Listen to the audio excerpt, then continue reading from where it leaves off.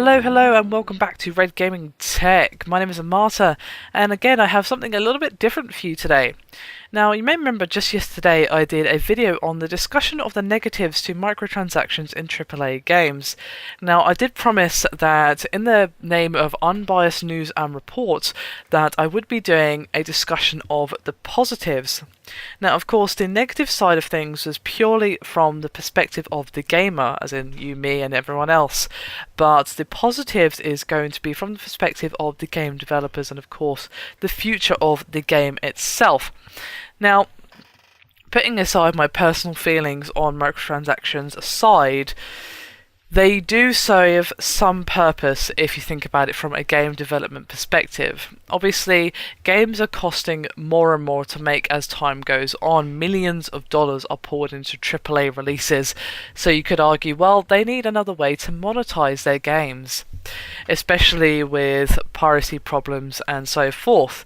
However, I'm not going to point the finger and blame piracy because, well, that's a really silly knee-jerk thing to do, so don't worry about that.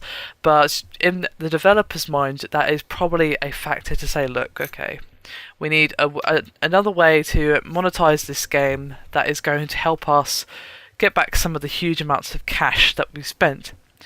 Now, especially with Elder Scrolls Online, which I have criticized previously in videos for having a microtransaction system plus a subscription model for the, of course, MMO. As of course, you pay the game, pay for the game, you have the subscription and then microtransactions. Now, MMOs especially are notoriously expensive to make, and in a way it's more of a long-term expense as well, because you don't just make the game and then maybe a few DLC patches over the years or what have you. An MMO requires pretty much constant updating, not only for bug fixes, patches and so forth, but to keep users playing your game when there's so many MMOs out there, especially, free to play or buy to play ones such as Guild Wars 2. You need to keep them interested, you need to keep giving them new quests, new instances, new content, to say, hey look, there's a new area, or hey look, there's a new this, there's new quests, there's new characters, new weapons, new stuff, come back and play our game, and of course that requires money.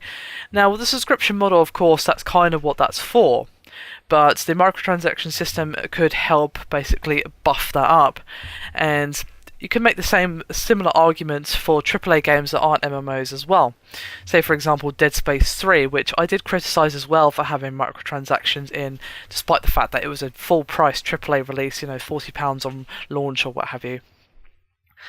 And you could argue, well, it's a very expensive game to make, and perhaps they thought, well, okay, well, we need another way. We need to make sure it's got some longevity to keep that money coming in after the launch boom of everyone buying the game, and to help basically get some more money in their pockets, because, well, you could argue, at the end of the day, it's a business. They need to make money and still provide good content. Now, obviously, there's no plans for Dead Space 4 because of the lack of success of Dead Space 3, but lack of success doesn't really seem like the right way to put it, in my opinion.